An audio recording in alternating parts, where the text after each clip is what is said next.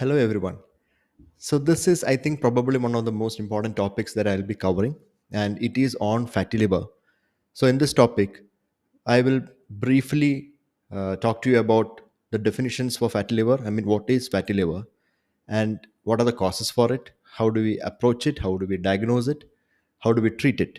And from the treatment point of view, I will specifically discuss the most powerful treatment that you can get for fatty liver disease if you suffer from fatty liver disease. So let's jump right in. So the whole terminology has changed over the last few years.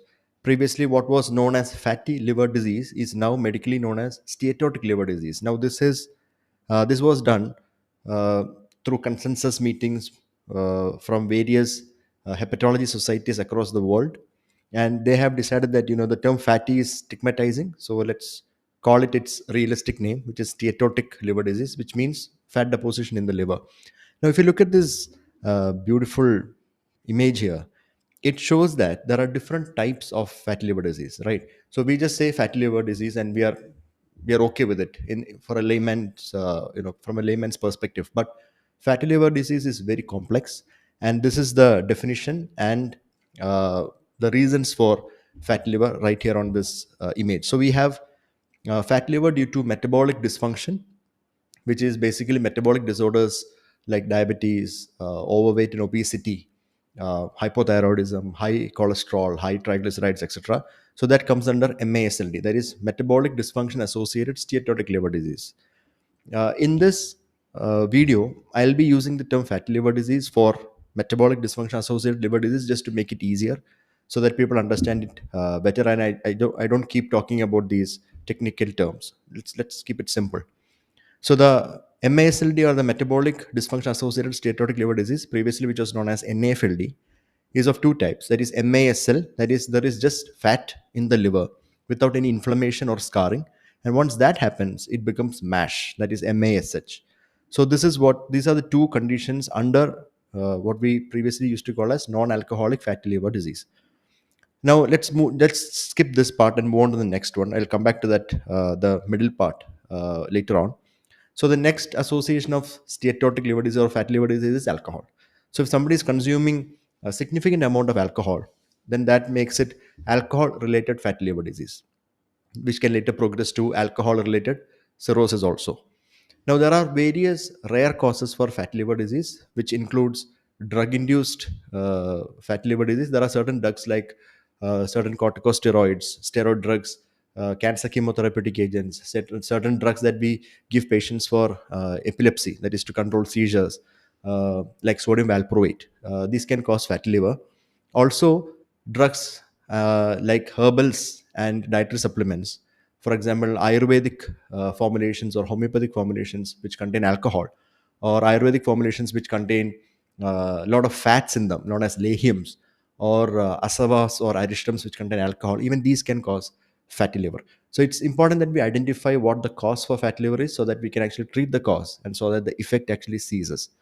So there are these diseases that are genetically driven, which can present as fatty liver disease. For example, there is Wilson's disease, which is a disease associated with copper overload in the body. And there are the certain specific genetic mutations like PNPLA3 that increases the risk of developing fatty liver disease in adults. So there are genetic causes of fatty liver disease also. And then there are fatty liver disease patients where the causes are not fully identifiable. That also could be because of I mean, currently unknown genetic mutations or genetic diseases, but we club them under cryptogenic, which means cause unknown, but there is evidence of fatty liver disease in the liver biopsy or on imaging. So these are the causes for fatty liver disease. Now there is a special category known as MET ALD, where patients have metabolic dysfunction like diabetes or obesity, etc., and they consume alcohol along with it. So you have both metabolic syndrome and alcohol causing fatty liver disease and liver injury, and it is somewhere between pure fatty liver disease, that is non-alcohol related, versus alcohol related.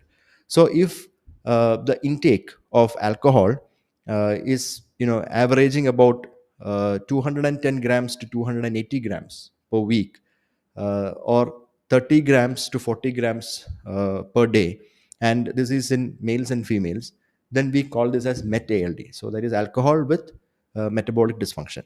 So this is very important for us to realize. These are the causes and definitions of fatty liver disease. So fatty liver disease is not just a simple statement that you make online. How can I cure my fatty liver? Or how do I take care of fatty liver? How do I diagnose my fatty liver? It's so complex. I mean, these are the things that you need to understand when you say fatty liver, and these are the causes that you need to look into.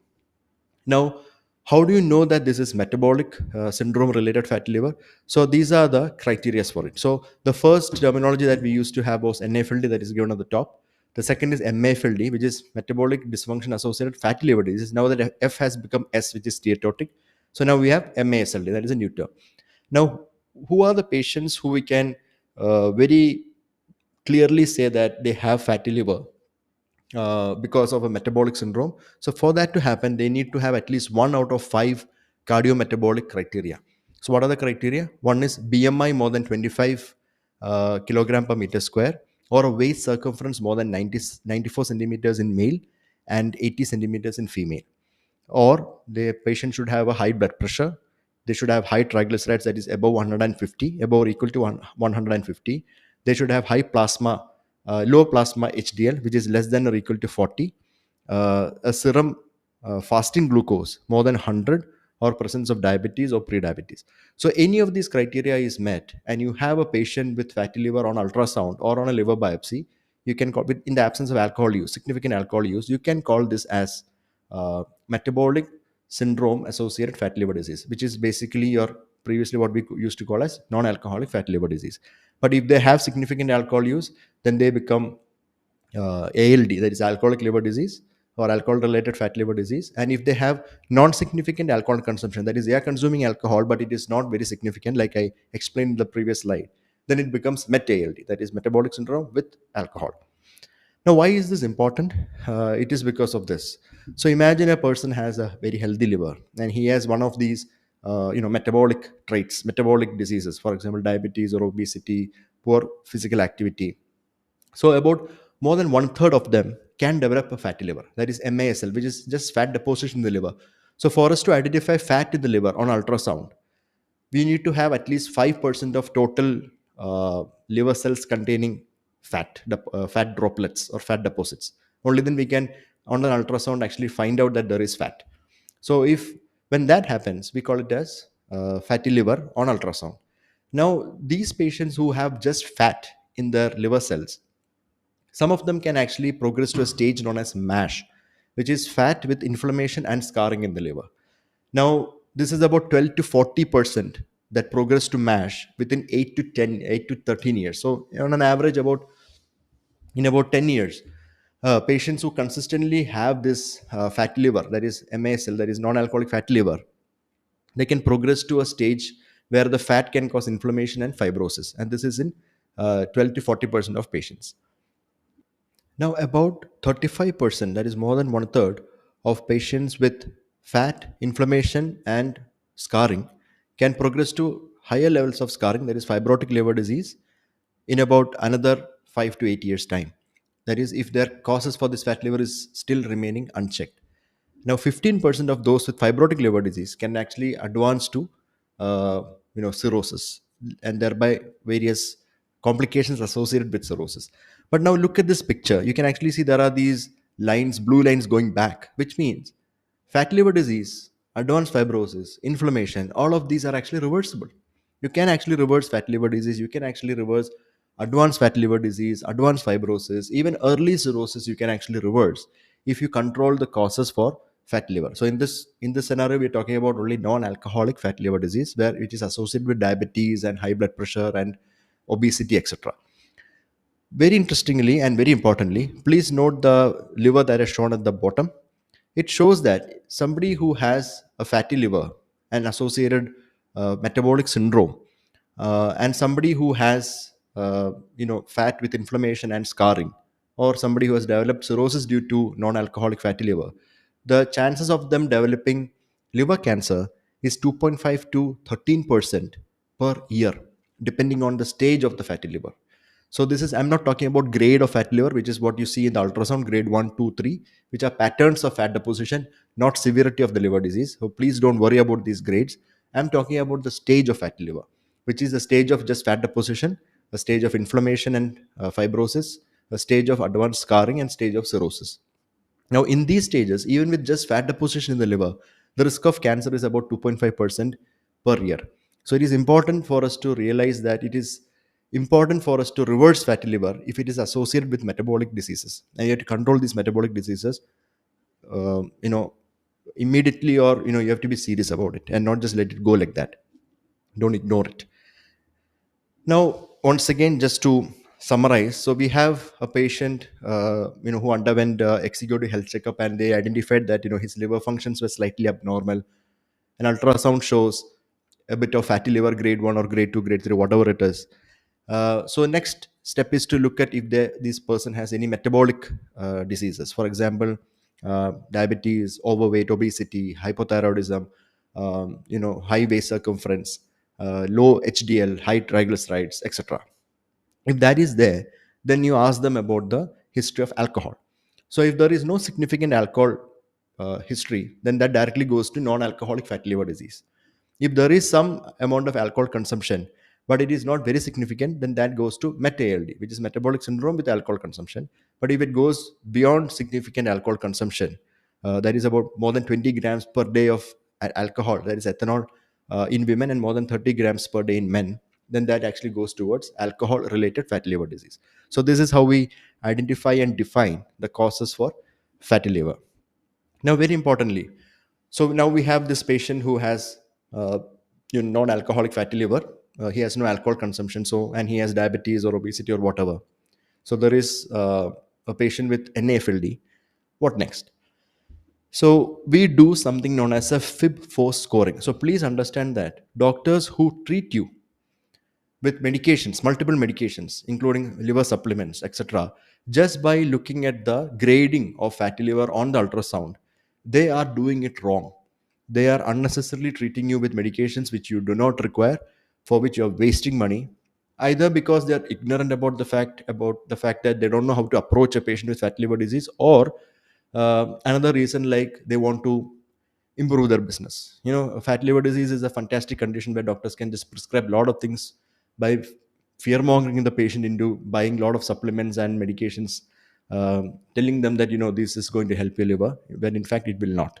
So please note that if a doctor is going to prescribe you medications for fatty liver just by looking at an ultrasound grading of fatty liver without any other investigations or a mildly abnormal liver function test, he is not doing right by you.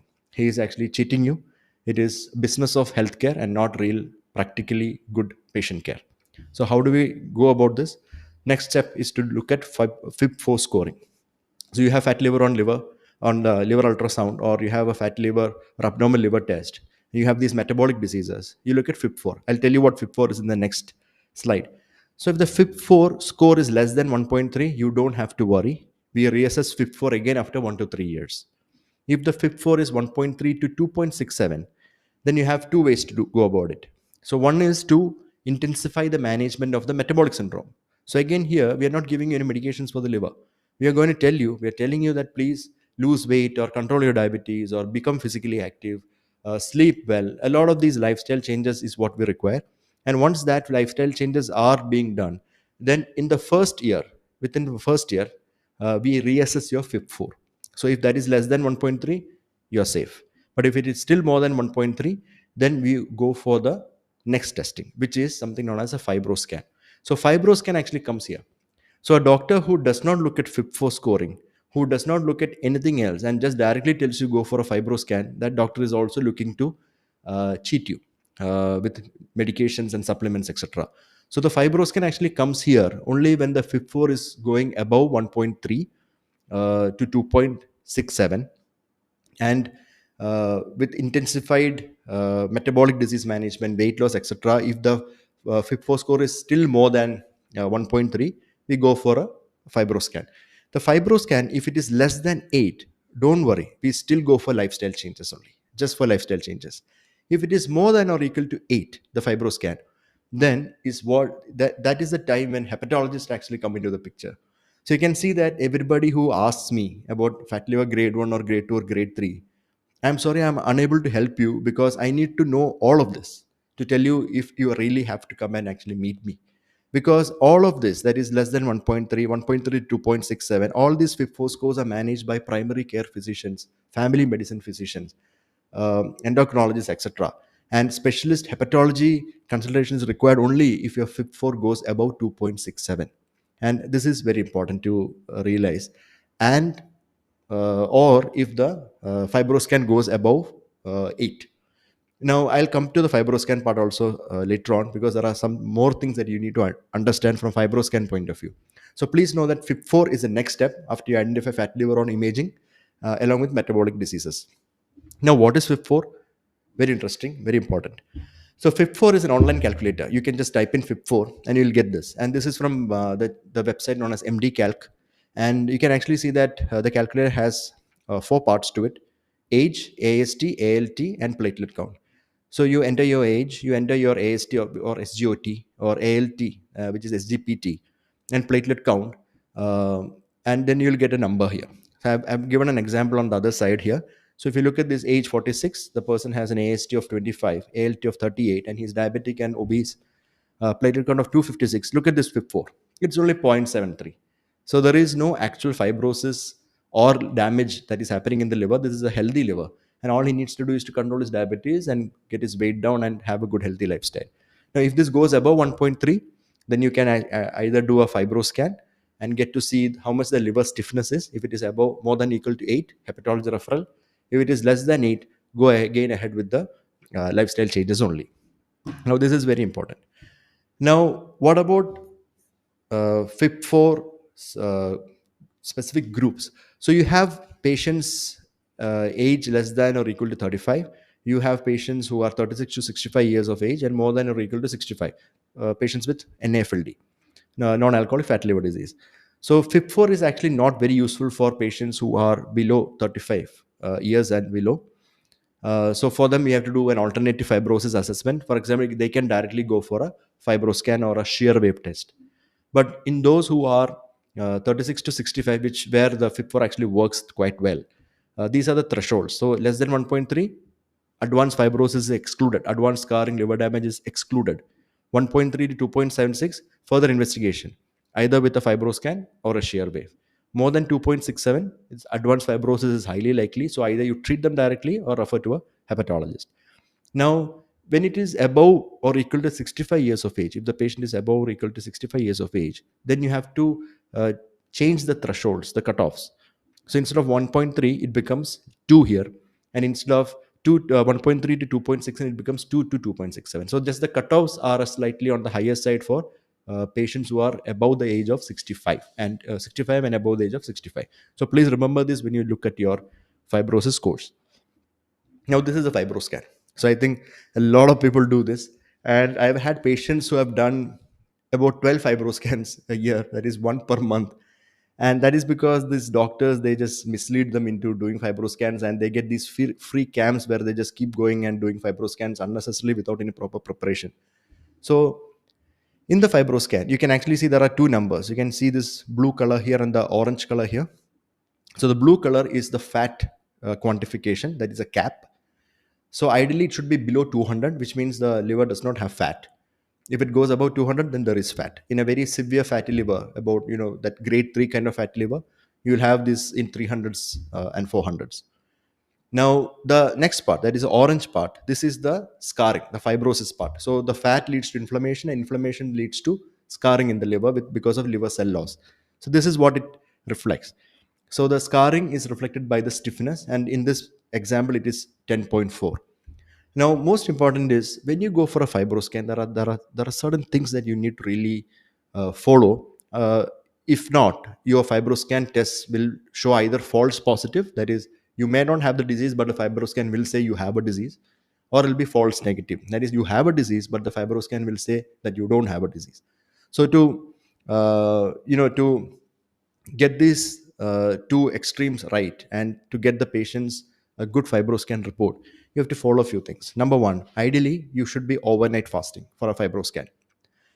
But if you have actually eaten or drank fluids, fruit juices or coffee or tea, whatever, then no food and drinks for at least 3 hours prior to testing. So if it is liquids that you have recently consumed and you want to do a fibroscan, please wait for at least 120 minutes. If it is solids that you have consumed, please wait for 210 minutes before you do a fibroscan. This is very important. Now, if you have an abnormal liver test, and in the liver test, your AST, that is SGOT, is above 100, please know that the fibroscan values will increase by 4 kilopascals.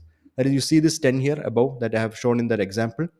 So if this person has an SGOT of more than 100, then this 10.4 is actually over rated.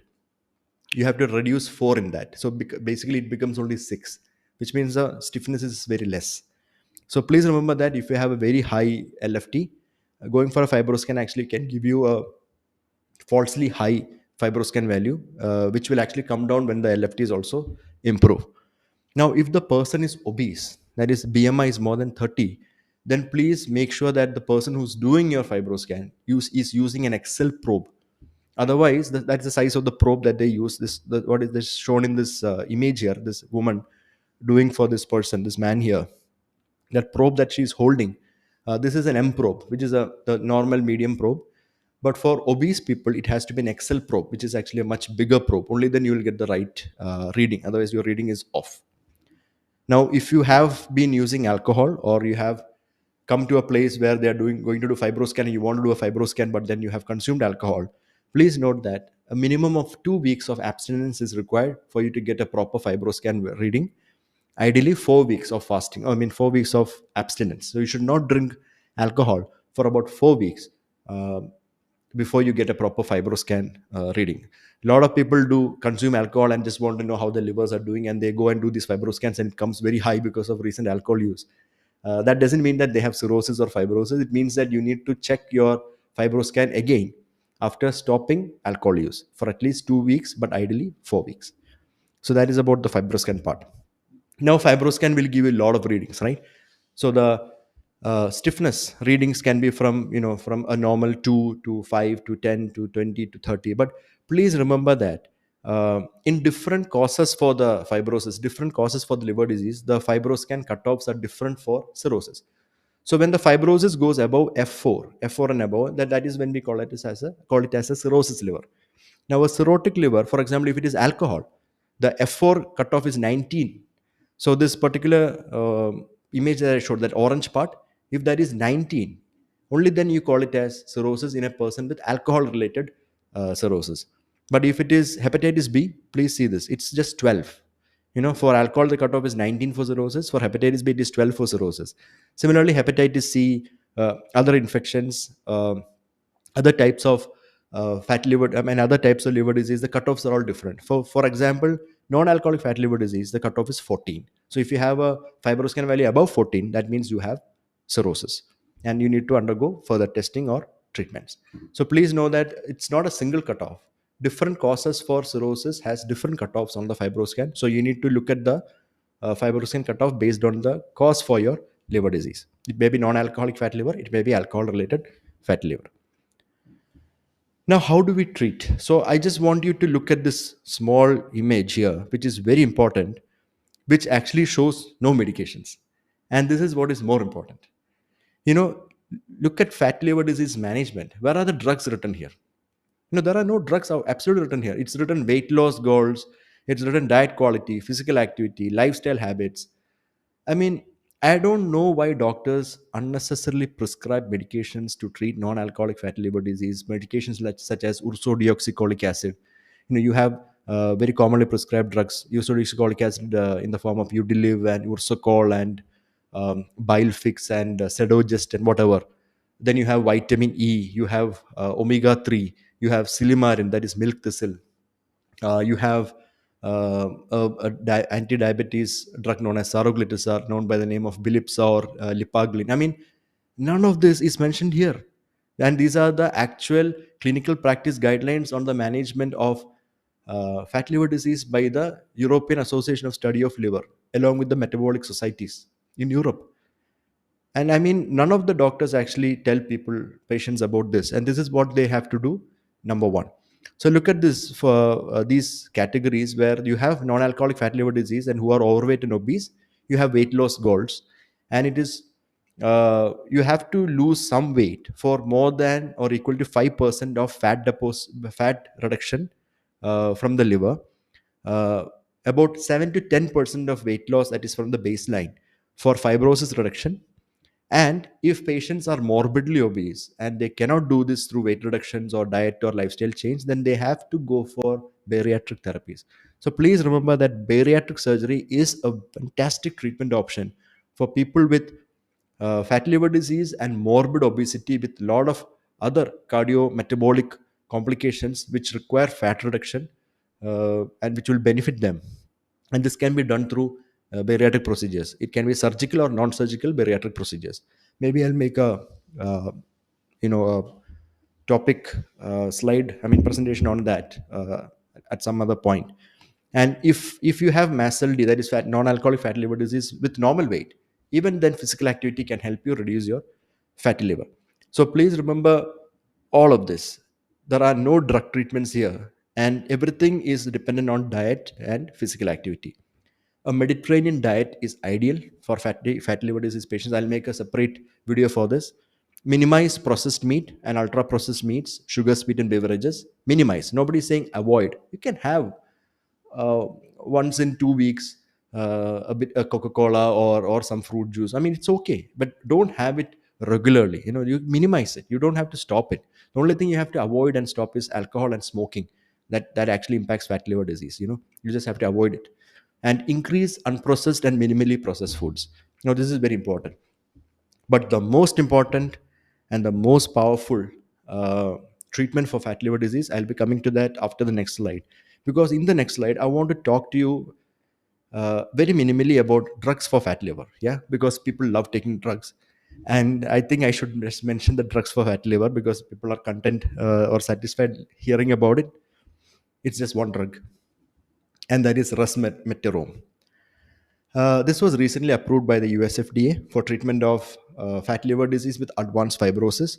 That is, if you have a patient with uh, fatty liver with inflammation due to fat in the liver and fibrosis or scarring, which is advanced, that is F2 to F3, these are the ones who will benefit from this particular drug. And this is the only drug approved in the world for treatment of fatty liver. Don't worry, it is not available in India yet. It's in the gray market and it's very expensive. But don't worry, you don't need this drug right now, because a lot of the fatty liver disease patients that we see or I see, I mean, I'm sure even other doctors see, majority of them actually improve with lifestyle changes and diet changes. You don't need to take any of these expensive drugs. But I want you to look at this chart again, and I mean this picture again, and see that where is Udiliv, where is Ursacol, where is Silimarin, where is omega 3, where is vitamin E, where is saroglitazar, that is Bilipsa, Lipaglin, where are all these? I mean, none of them are actually written here, which means that all of these are absolutely useless. Doctors are unnecessarily prescribing these supplements and these medications to treat your fatty liver because they want your money. As simple as that. They're just making business for the hospital. I don't prescribe medications for almost 95, 96% of my patients because I can get them in the right way. I can reverse their fat liver and liver disease through good advice on diet and exercise. And that is what we are going to do today. So if they have additional metabolic syndrome like type 2 diabetes or high, triglycerides, high cholesterol, low HDL, or if they're obese, then these additional medications can help. For example, for obesity, semaglutide, tirzepatide, which is Monjaro, for cholesterol and triglycerides, statins. Please remember that statins in low doses are safe for the liver. We give up to 40 milligrams to some patients to control their, cholesterol, etc., lipids in fatty liver disease, and it's pretty much very safe in these ranges, and it helps. It benefits the liver, so don't worry about it. And medications to treat diabetes. So it again includes semaglutide. You have your dapagliflozin, metformin, of course, insulin. All of these helps. So these are the medications that are required in patients with fatty liver. None of the other, um, you know, uh, unnecessary medicines that doctors normally prescribe you. You don't need all of those. Okay. Now coming to the most powerful treatment, it is not a pill. It is not a supplement. It is exercise. So, how does exercise help? So, exercise helps by improving insulin sensitization in the fat tissues. It also improves insulin sensitization in the muscles, and there is good improved glucose uptake in the muscles and breakdown of fats in the liver. This is just oversimplification of a very complex process, but please know that if you want to know who is the best friend of the liver, it is the muscle. So improve your muscle activity. Your liver will be very happy for you. And your liver disease, fat liver disease, can actually improve only if you exercise well and if you have good physical activity. Now let us look at what is physical activity that you need to do in a patient as a patient of fatty liver disease. Okay, so this is the most important prescription for non-alcohol related fatty liver disease, and which is exercise. So you have, what is the type of exercise? It has to be aerobic training, for example, walking, jogging, cycling, swimming, or it has to be resistance training. Now, aerobic training has to be minimum 3 days a week or up to all days a week. Resistance training has to be minimum 2 days a week up to 3 non-consecutive days. Now, how are these important? So, aerobic training is important because it helps you burn the fat, and resistance training important is because it helps you improve your muscle mass and muscle quality and muscle work. So if you mix both of them together, like 3 days of aerobic activity and 2 days of resistance training, it's perfect to start with. Now, how much you need to do? The intensity. So it has to be minimum moderate intensity, or it has to be vigorous intensity, or it has to be a combination of these two. So what is moderate intensity? That is your maximum heart rate. So if you look at this first line under this table, it shows that your maximum, how to measure your maximum heart rate. So your maximum heart rate is the maximal number of times your heart can beat per minute, and is predicted based on your age. So if your age is let's say 20, your maximum heart rate is 220 minus 20, which is 200. Now, about 55 to 69% of the maximum heart rate should be reached with this kind of aerobic exercise, that is HR max. Now, if you're going to do vigorous activity, then that is 70 to 89% of your maximal heart rate. So you have to target these heart rates so as to understand that your body is going through an aerobic workout. Now, how long do you need to do this? A minimum of 150 minutes per week, a maximum of 300 minutes. So please remember that if you're doing only moderate intensity workout, it has to be 150 to 300 minutes per week. If you're doing vigorous intensity, it is 75 to 150 minutes only. So your the duration actually comes down if you're doing vigorous intensity. And if you're mixing both, then you please target somewhere around 200 minutes of activity, that is aerobic with resistance training, or moderate with vigorous intensity, about 200 minutes a week. Now, if you're going to do resistance training, it has to be about 60 minutes only per week. Now, in resistance training, you need to understand that it also has moderate to vigorous intensity. You can actually do various exercises in sets, and then take breaks in between, and then repeat these sets. So that is how you do resistance training. And there is something known as a high intensity interval training, which advanced exercise persons can actually do. But I'm telling you, you don't actually require it if you're going to start your aerobic activity. Please just follow the simple aerobic training, for example, walking, jogging, extra. I'll come to the details of the exercises more in the next slide. But please remember that aerobic training, resistance training, minimum 3 days a week, minimum 2 days a week, 150 to 300 minutes a week, aerobic training, either moderate intensity or rigorous intensity, and resistance training, about 30 to 60 minutes a week. This is important for your fatty liver reversal. So, what is this moderate and vigorous? So, moderate is basically you can talk, but you can't sing. So, when you do an exercise and you are catching your breath, you can actually talk, but you can't sing. In vigorous, you can say a few words, but you can't hold a conversation. So, you have to be that, tired and worked up with these exercises. So, moderate intensity exercises include brisk walking, that is completing 5 kilometers in an hour, or completing 100 steps in a minute. So that is brisk walking. Dancing, gardening, housework, domestic chores. I mean, we are not hunters and gatherers now, but that is excellent moderate intensity. Involvement in games and sports, walking domestic animals. I would prefer a bigger dog than a smaller dog, because they'll pull you also, and it's important that you can actually get some resistance training also with it. And also some building tasks, or carrying and moving moderate loads, which is less than 20 kilos. So these are all moderate intensity. Now, vigorous intensity is running, climbing briskly up a hill, fast cycling, aerobics, fast swimming, competitive sports, digging, shoveling, and moving loads more than 20 kilometers. So depending on these, so you don't need to actually be exercising inside a gym. You can do this at home or around your premises, and the premises around your home. And it's as simple as gardening or as simple as fast cycling. So you can choose whatever you can sustain in the long term. Now, it's not just fatty liver that is going to get reversed or improved. Exercise increases life expectancy. This is very important. So you have this guy, Brian Johnson, consuming more than 100, 200 supplements, and sitting inside an aerobic chamber, a hyperbaric oxygen chamber, and doing whatnot, getting his son's plasma inside him, and a lot of nonsensical stuff. But very importantly, you don't need to do all of that. You just need to exercise or be physically active to increase your life expectancy. Now, see this. It's not just the fatty liver. There are lots of benefits to health when it comes to exercise. For example, the chances of reduction in type 2 diabetes is 40%, heart disease is 35%, recurrent falls, mental health disorder, depression, etc. is 30%, joint and back pain is 25%, and cancers is 20%. So you have so much of reduction in so many of these diseases if you exercise well. So remember, 150 minutes, at least 150 minutes of moderate intensity per week, or at least 75 minutes of vigorous intensity per week, or a combination of both. And this improves not just your liver health, but your overall health, and prevents cancers, mental health disorders, increases your life expectancy.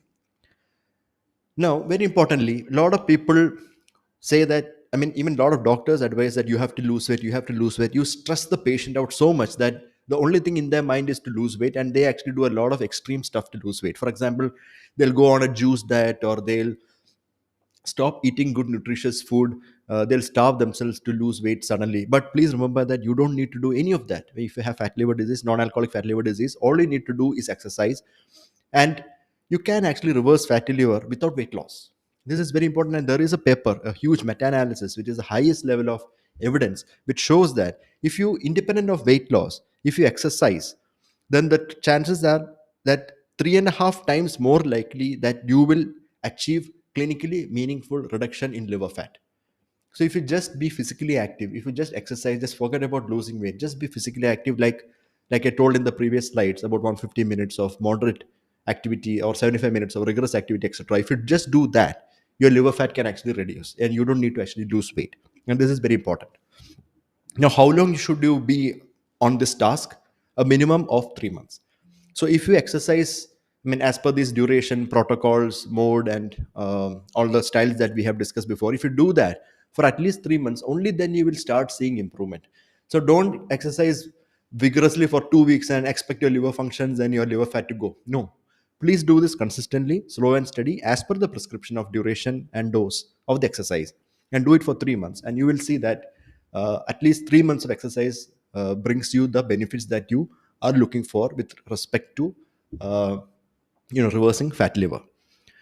So to summarize this whole um, topic, aerobic physical activity, a minimum of 3 days a week; resistance and strength training, minimum of 2 days a week; moderate intensity physical activity, 150 minutes per week; and rigorous intensity physical activity, about 75 minutes per week, is what will help you reverse fatty liver.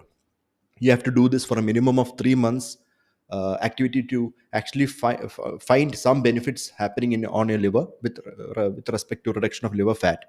And liver fat reduction is possible without weight loss. Fibrosis reversal requires weight loss. Like I said, about 7 to 10% of baseline weight loss is required for fibrosis to reverse.